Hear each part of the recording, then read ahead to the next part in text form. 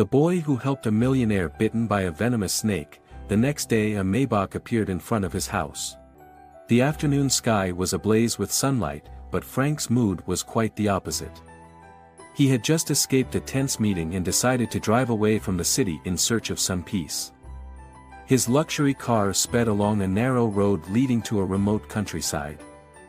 His eyes were fixed on the road, but his mind was cluttered with numbers, contracts, and work-related pressures. "How long has it been since I stopped to breathe?" Frank muttered to himself. A small smile crept across his face as he saw a golden wheat field stretching out before him. Unable to resist the allure of the scenery, he pulled his car to the side of the road and stepped out. A peaceful atmosphere enveloped everything. A gentle breeze carried the scent of wild grass.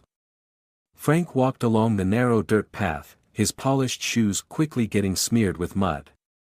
He thought stepping away from the pressures of work would help him regain his balance. But as he paused to take a deep breath, a sudden sharp pain radiated from his ankle. "Ah!"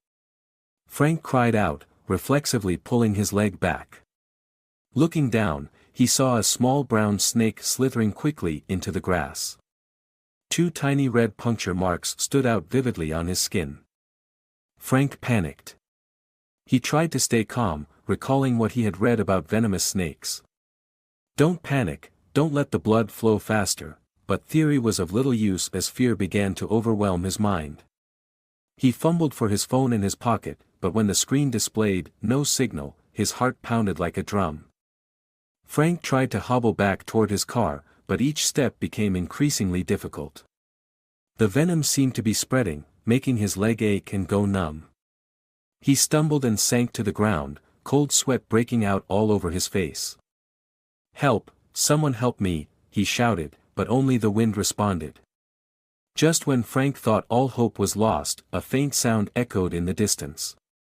It was the sound of footsteps, light but distinct. Frank opened his eyes, trying to focus on the source of the sound, but the fading light of the sunset made it hard to see. "Someone, please," Frank whispered, his voice raspy. A small figure appeared in the distance, moving closer to him. The person stopped and looked at Frank lying motionless on the ground. "Are you okay?" A young but firm voice called out.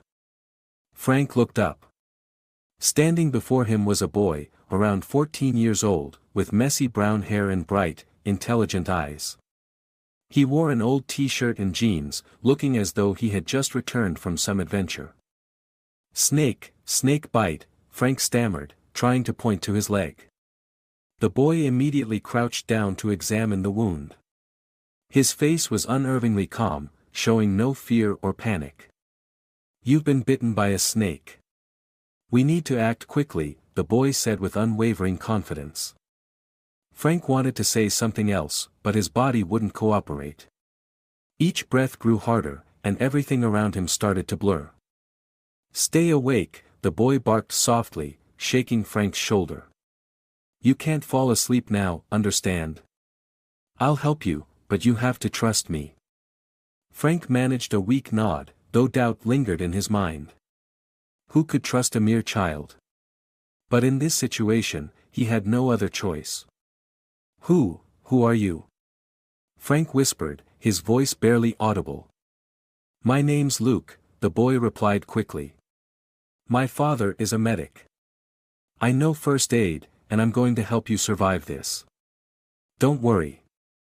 Frank couldn't respond. He could only feel Luke's small but steady hands as they began tending to his wound. In the fragile moment between life and death, Frank never imagined his hope would rest in the hands of a boy seemingly unafraid of danger.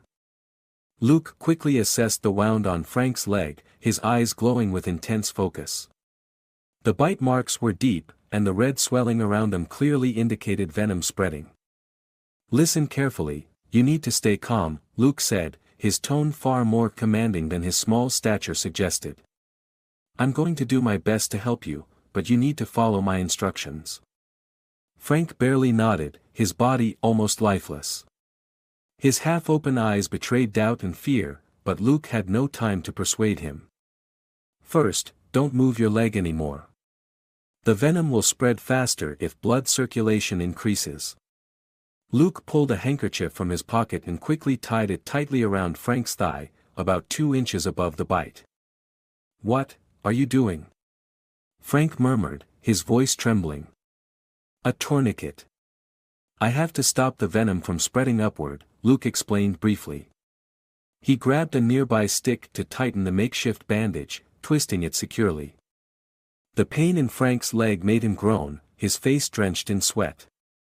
But Luke didn't stop. He continued checking Frank's condition. "Your leg needs to stay lower than your heart, like this." Luke gently adjusted Frank's posture, placing his leg on the ground. "This will slow down blood circulation." "Where did you learn this?" Frank asked, his breath uneven. "My father's a medic," Luke replied quickly while keeping his attention on the task. "I've helped him in a few emergencies back in the village.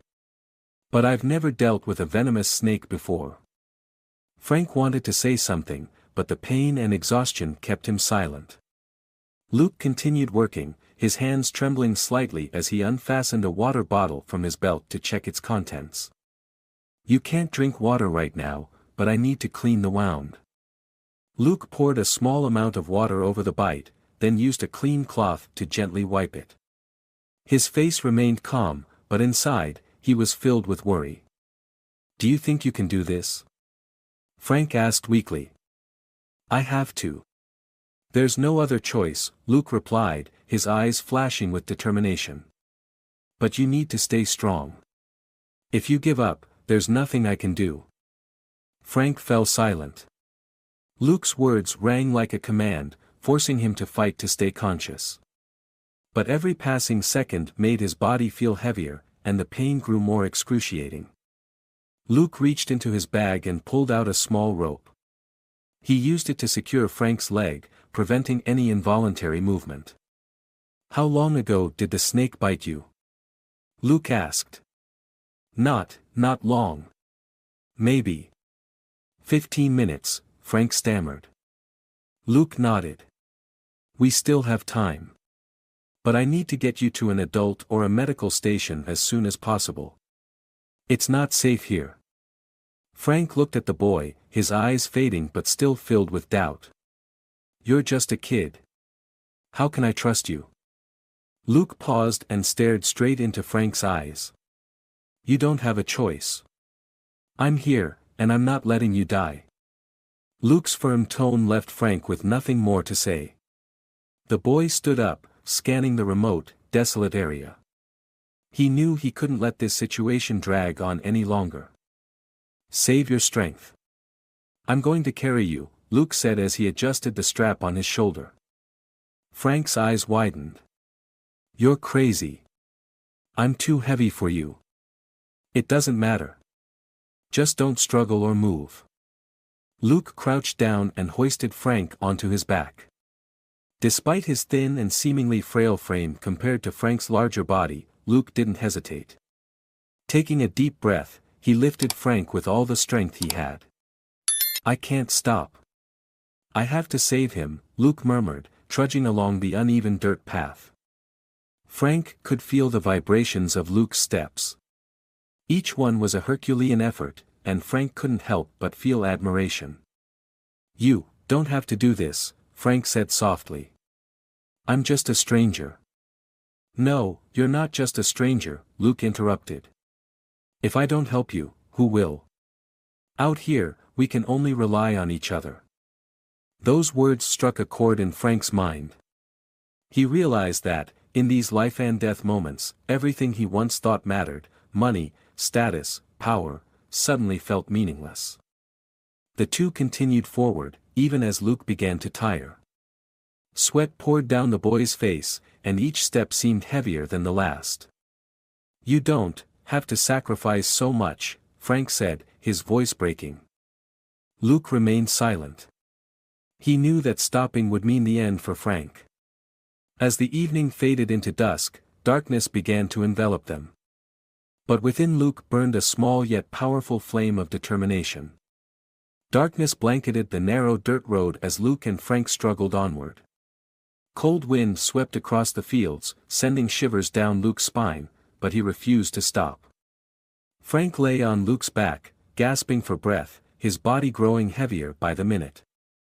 "Put me down," Frank whispered weakly. "You can't carry me forever." Luke gritted his teeth, panting heavily but keeping his gaze resolute. "No. I'm not giving up. We'll make it to the medical station.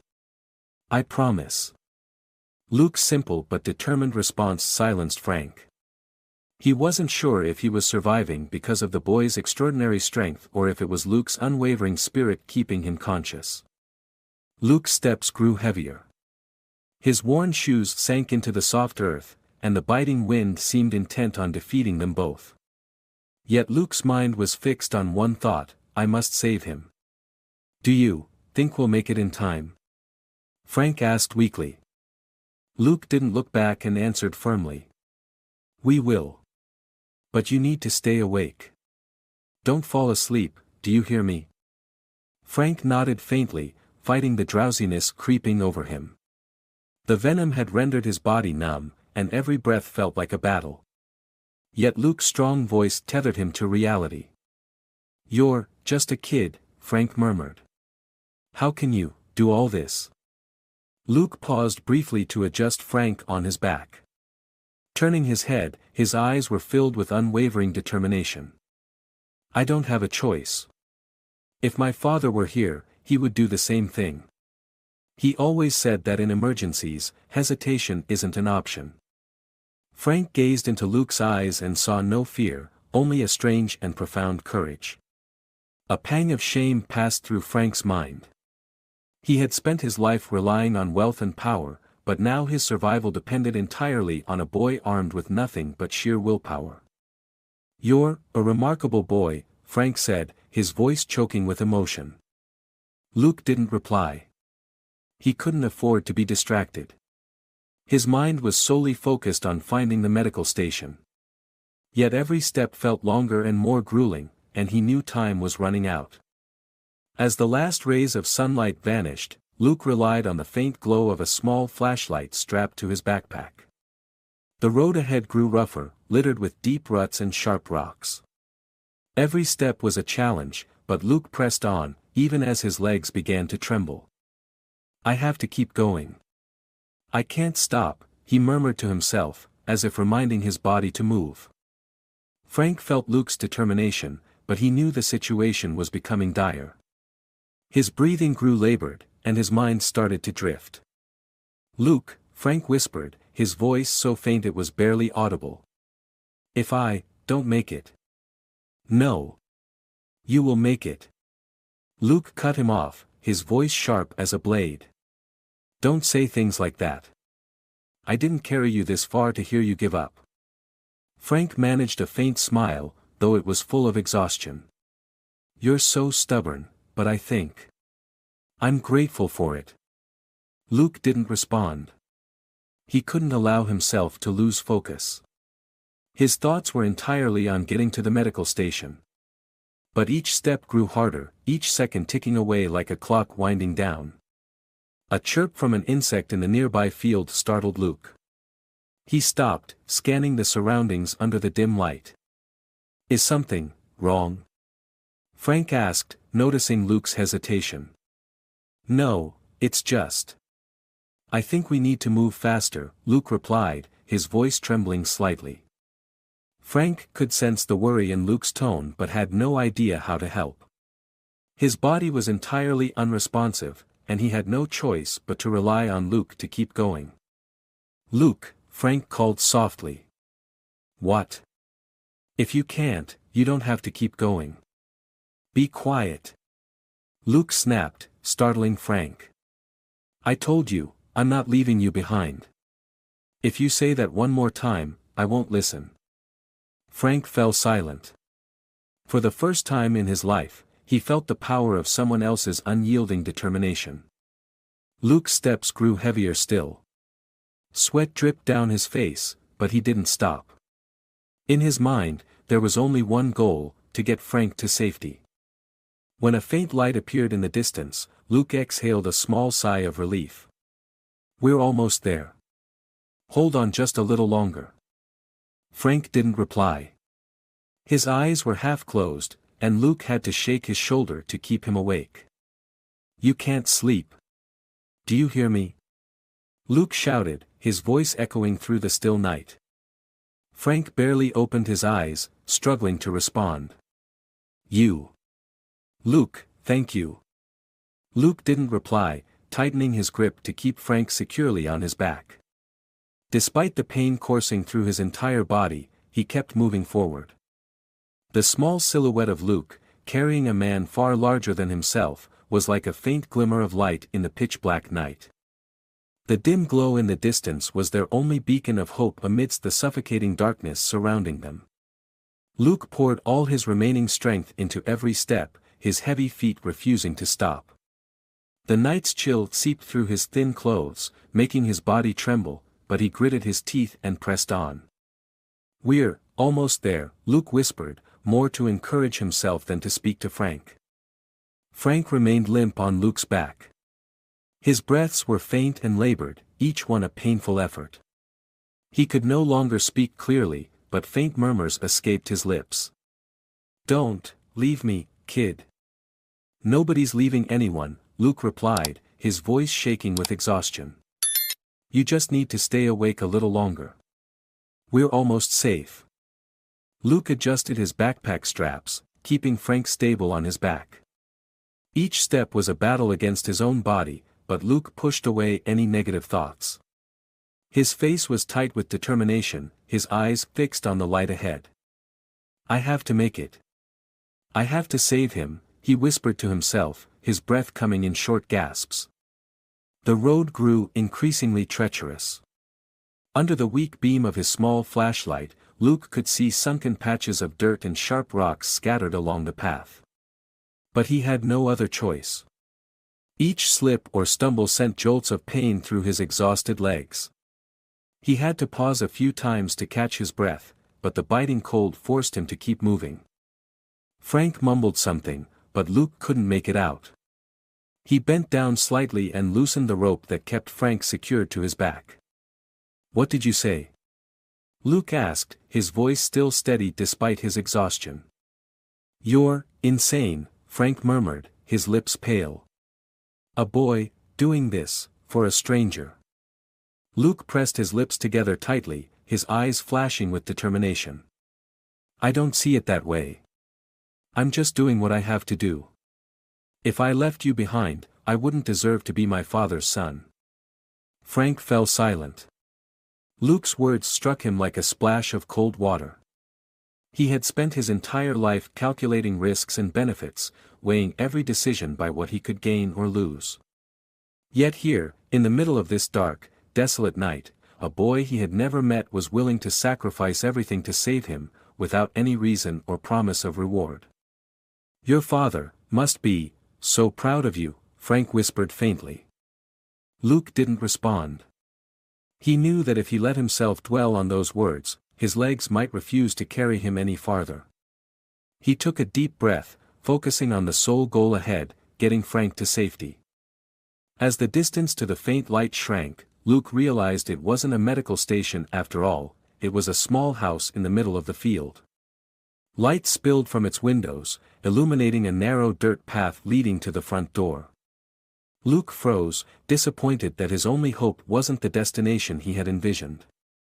It's not a medical station, Luke murmured. Frank, barely coherent, sensed Luke had stopped. Why did you stop? It's nothing, Luke replied firmly. We're moving on. Luke decided not to stop at the house. If it belonged to a farming family, they likely wouldn't have the means to help Frank. Instead, Luke turned back to the main road, trying to recall the map he had briefly seen on his phone earlier. I remember seeing a sign, maybe a few kilometers from here, Luke muttered to himself. His legs grew heavier with each step, as if they were about to collapse. But Luke refused to stop. He had to get Frank to safety, even as his own body began to betray him. Suddenly, a sound broke through the quiet night, a motor engine rumbling in the distance. Luke's head snapped up, his eyes lighting with hope. "There's someone." "A car," he yelled, his voice cracking. Frank's lips curved faintly, as if attempting a smile. "Finally, you're lucky." Luke turned toward the approaching lights, though they were still far away. He gently set Frank down and stood up, waving his arms and shouting at the top of his lungs. "Help! Please stop! Someone needs help!" His voice was desperate, echoing into the night. At first, the car didn't slow down, and Luke's heart sank. He waved harder, stepping into the middle of the road to block its path. "Please! We need help!" The car finally slowed down, its headlights blinding Luke momentarily. The engine rumbled softly as the vehicle came to a halt. The driver's door creaked open, and a man stepped out. "What's going on? What are you doing out here at this hour?" the man asked, his deep voice filled with surprise. Luke didn't answer immediately, instead pointing toward Frank, who lay motionless on the ground. "Please, he's been bitten by a venomous snake. I need to get him to a medical station immediately," Luke pleaded, his voice shaking. The man glanced at Frank, then back at Luke. "All right, let's get him in the car. Quickly." Without another word, Luke lifted Frank onto his back once again, helping the man get him into the car. The engine roared to life, and they sped down the narrow dirt road toward the nearest medical facility. The car raced through the night, its headlights illuminating obstacles in their path. Luke sat in the back seat, holding Frank steady on the bench. He constantly checked his breathing and pulse, despite the cold sweat dripping down his face.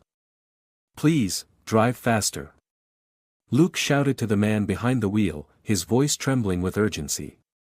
"I'm going as fast as I can," the man replied, gripping the steering wheel tightly, his eyes fixed on the road ahead. Frank lay still, his eyes half open but unfocused. His lips were pale, and his breaths grew shallower. Luke leaned in close, gently shaking his shoulder. "Mr. Frank.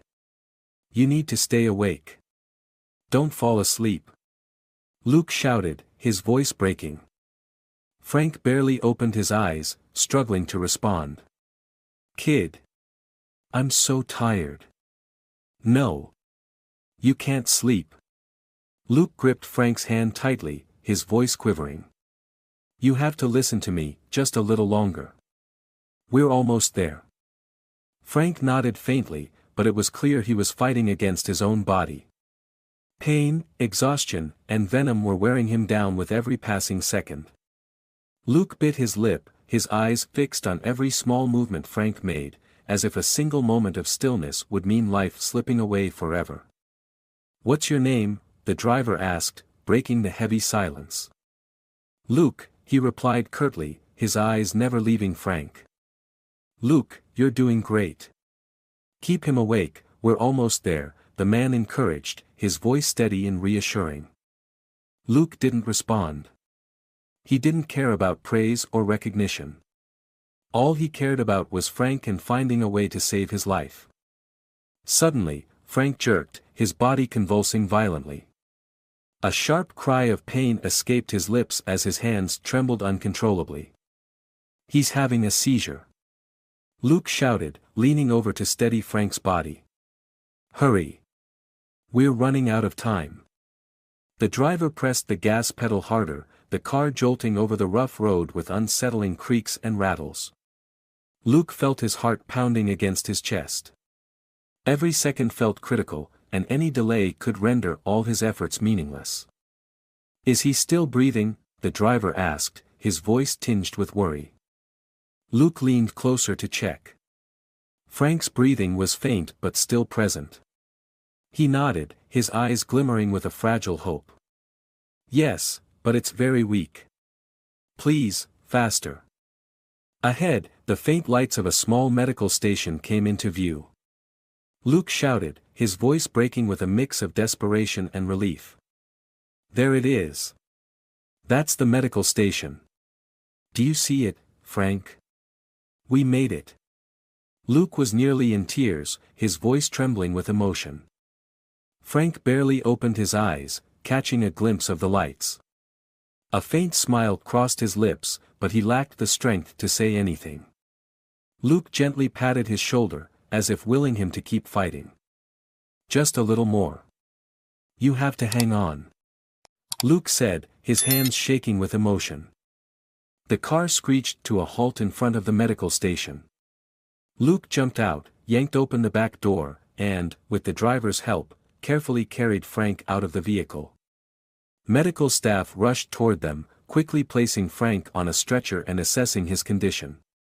Get him to the emergency room, now, a nurse yelled, motioning for her colleagues. Luke stood nearby, watching as Frank was wheeled inside. His heart pounded erratically, his legs feeling too weak to move any further. He wanted to follow, to know what would happen, but the doors closed in front of him. You've done an incredible job, the driver said, placing a hand on Luke's shoulder with a comforting tone. Leave the rest to them. You need to rest now. Luke shook his head, his eyes locked on the doors. No. I can't rest until I know he's safe. The man looked at Luke, sensing the boy's determination. He knew that no words could convince Luke to leave at that moment. Time passed slowly. Luke sat in the waiting area, his hands on his knees, staring at the floor. Sounds from the emergency room filtered through the walls, but he couldn't understand what was happening inside. Every minute felt like an eternity, and the worry in his chest only grew heavier. Finally, the emergency room doors opened. A doctor stepped out, his expression serious. Luke jumped to his feet, running up to him. How is he? Did he make it? Luke asked, his voice trembling. The doctor looked at Luke for a moment, then placed a gentle hand on his shoulder. We've stabilized him. Thankfully, you acted quickly and got him here in time. If you had been even a little later, it might have been a different story. Luke let out a shaky breath, his entire body relaxing after the relentless tension. He nodded slowly, tears welling up in his eyes. Thank you, doctor, he said, his voice catching in his throat. You don't need to thank me, the doctor replied. It's you who saved his life. Luke said nothing, but a wave of relief and gratitude washed over him. His efforts had not been in vain. The driver approached Luke, placing a hand on his shoulder. Kid, you're extraordinary. Without you, he might not have made it.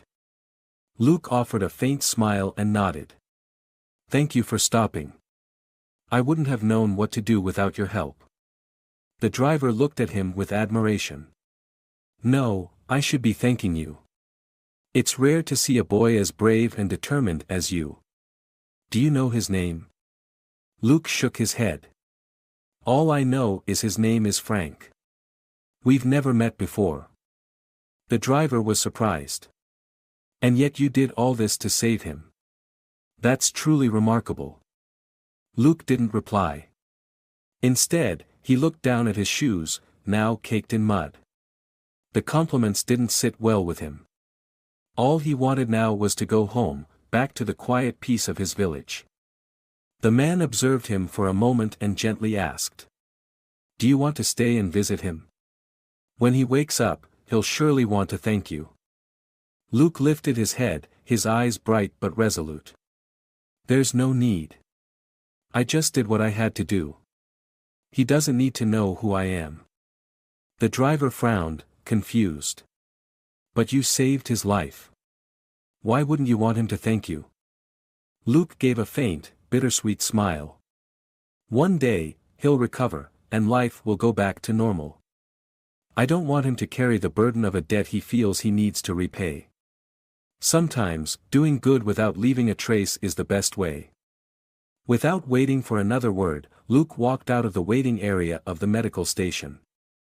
The lights from outside illuminated his face, revealing the weariness etched across it after a long and grueling night. He stepped slowly through the glass doors, feeling the cold night air against his skin. Luke paused for a moment, turning back to glance at the emergency room where Frank was being treated. He had done something even many adults might hesitate to do, but he knew life would move on, and Frank would eventually forget him, like a shadow fading in memory. He walked down the dimly lit path, his footsteps echoing in the silence, a lonely but resolute melody. He thought of his father and his teachings. In life, you don't need to do grand things. Just do what is right and do it well, that is enough. Those words resonated more clearly in Luke's mind now than ever before. After several days of recovery in the hospital, Frank couldn't stop thinking about the boy who had saved him. The image of Luke, small yet unyielding, remained vivid in his memory. Every time he recalled Luke carrying him through the rough, dark road, Frank felt an overwhelming sense of gratitude. As soon as Frank was able to leave his hospital bed, the first thing he did was ask his personal assistant to investigate the boy who had saved him. He didn't have much information, just the name Luke and the general rural area where the boy lived. After several days of searching, he received word: a boy named Luke lived with his mother in a small house amid wheat fields, about a 3-hour drive from the city. Frank's luxurious Maybach rolled along the bumpy road leading to the house. The scenery outside shifted from towering modern buildings to sprawling wheat fields stretching to the horizon. When the car stopped in front of a modest house with faded white walls, Frank felt a strange sense of peace from the surroundings. He stepped out of the car, straightened his expensive suit jacket, but couldn't hide his nervousness. Frank knocked on the door. After a moment, it creaked open, and a woman in her late 30s appeared. Her eyes briefly showed surprise at the sight of a well-dressed stranger standing at her doorstep. "Hello, I'm Frank. I'm here to see Luke," he said, his voice polite but laced with urgency. The woman looked Frank up and down, clearly unaccustomed to someone so refined appearing in this rural setting. "You're looking for Luke, my boy?" she asked, her tone both curious and cautious. Frank nodded, his gaze earnest. "Yes, I want to thank him for saving my life. If it weren't for Luke, I wouldn't be standing here today." The woman studied Frank for a moment, then gently shook her head. "A thank you is enough, sir. We don't need anything more." With that, she began to close the door. "Wait." Frank quickly interjected, his voice urgent. "I'm not here just to thank him. I want to repay his kindness. I owe him my life." The woman hesitated, a flicker of uncertainty in her eyes. A familiar young voice called from inside. "Mom, who's at the door?" The door opened wider, and Luke appeared. The same small frame, the same bright, intelligent eyes, but he looked thinner, and his skin was darker from the sun. When he saw Frank, Luke froze, as if he couldn't believe his eyes. "Mr. Frank," he stammered. Frank bowed slightly, gratitude shining in his eyes. "Luke, I'm so happy to see you again. I can't forget what you did for me." Luke pressed his lips together and lowered his head. "You didn't have to come. I only did what I thought was right." Frank shook his head, his expression resolute. "You don't understand, Luke. I owe you my life. Without you, I wouldn't be here today." Luke's mother stepped forward, placing a hand on his shoulder. "Sir, we're grateful that you came, but as I said, Luke didn't do this expecting anything in return. We don't need any repayment." Frank looked directly at the woman, his voice thick with emotion. "I understand your concern, but please hear me out. I didn't come here just to repay a debt. I want to help your family so that Luke has a better future. This boy deserves the best life has to offer." The woman's expression turned contemplative, but she shook her head again. "We live simply, and that's enough for us. I don't want my son to think kindness should be repaid with material rewards." Luke spoke up, his voice firm. "Mom is right. I don't need anything, Mr. Frank. I just want everyone to be healthy and happy. That's what my father taught me." Frank stood still, deeply moved by the boy's resolve. He sighed, realizing it wouldn't be easy to convince them. But Frank wasn't one to give up easily. "Very well, he said gently but firmly. I won't force anything. But I hope you and Luke will allow me the chance to help, should it ever be needed. The woman didn't reply, her expression unreadable.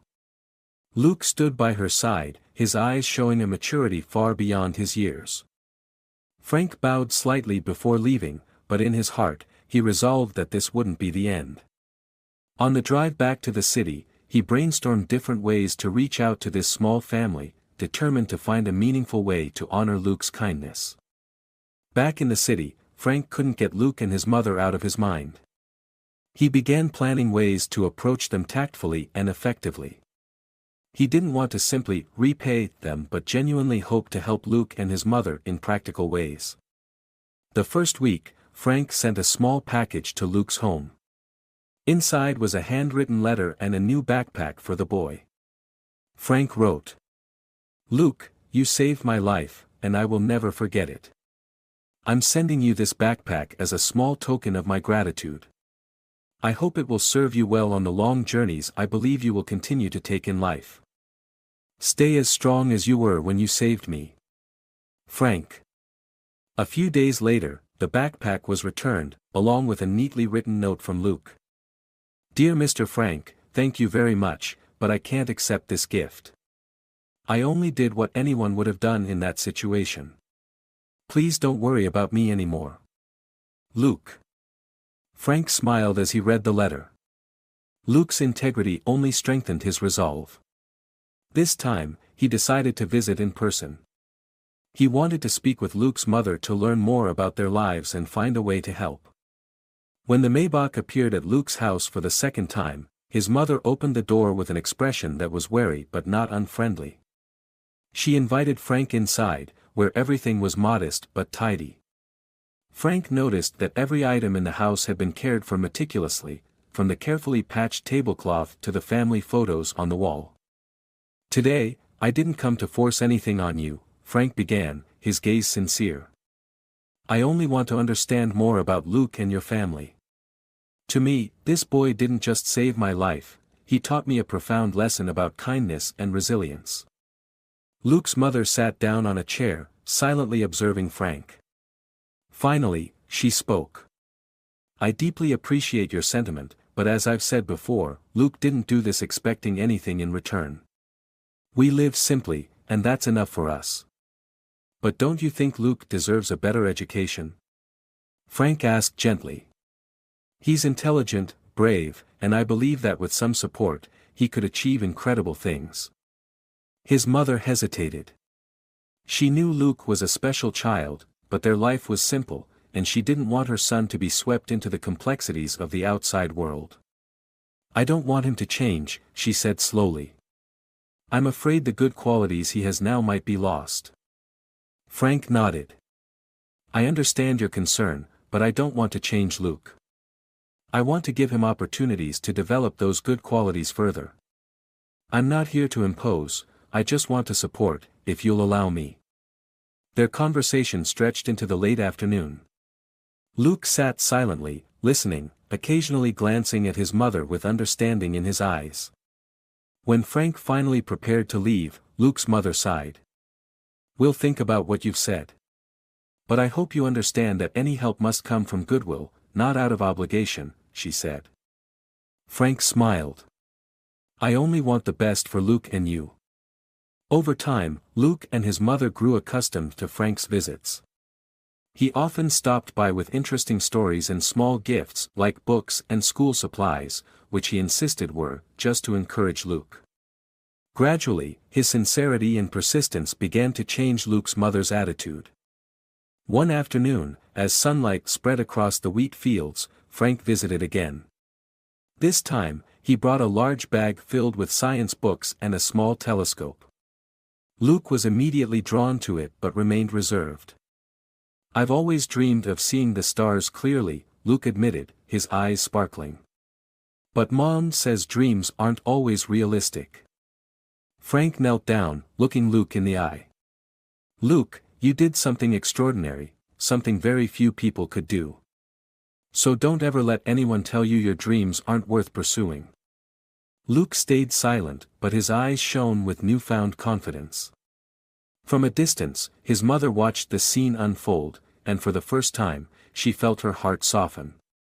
After many nights of reflection, she decided to open up to Frank. The next day, she invited Frank to sit down for a conversation in their small kitchen. "Mr. Frank, I've thought about this a lot," she began. "You're right. Luke is a special child, and I don't want to limit his future out of fear. If you truly want to help, I'll accept. But under one condition." Frank leaned forward, ready to listen. "Please, go ahead." "I want Luke to understand that help is not something to take for granted," she said firmly. "He must learn to be grateful and use that gratitude to help others in the future." Frank smiled warmly. "That's exactly what I hope to teach him.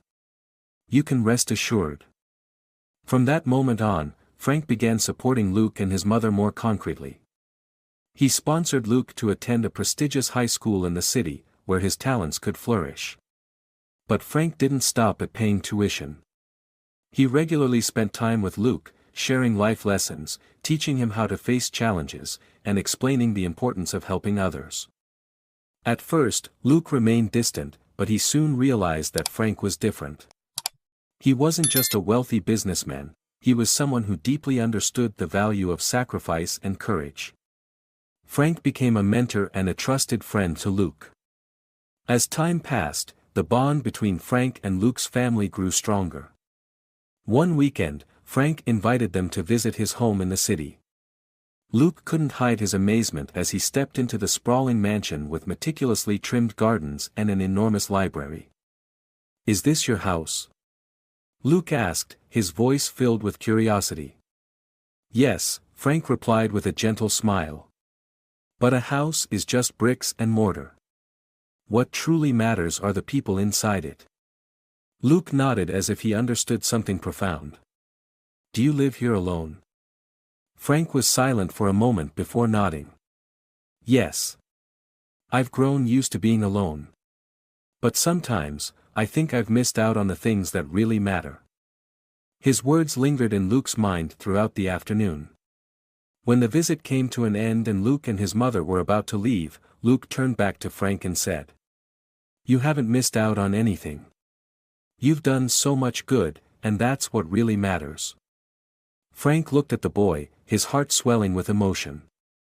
Thanks to Luke, he had found new meaning in life. More than anything, he realized that this relationship was no longer about repaying a debt. It had become a bond between people who had shared a life-changing moment and forged a deeply human connection. From then on, Luke and his mother's lives took a positive turn. Luke excelled in school and became a dedicated companion to Frank. He often joined Frank in charitable projects, helping others in need. This journey became not just an act of repayment but a profound lesson in humanity and the power of kindness. Frank, once a man consumed by work, found joy and peace in helping Luke. And Luke, once a small-town boy, grew into a young man full of ambition and a willingness to help others. In the end, the three, Frank, Luke, and his mother, became a family not bound by blood but by sincerity and gratitude. Their story underscores the value of kindness, perseverance, and human connection. Luke, despite his small stature, taught Frank that courage and compassion can save lives and change people. Frank learned that the greatest wealth lies not in money or power but in genuine relationships. Kindness doesn't need material repayment, but gratitude and timely support can create incredible opportunities. Life becomes more meaningful when we're willing to help and inspire each other.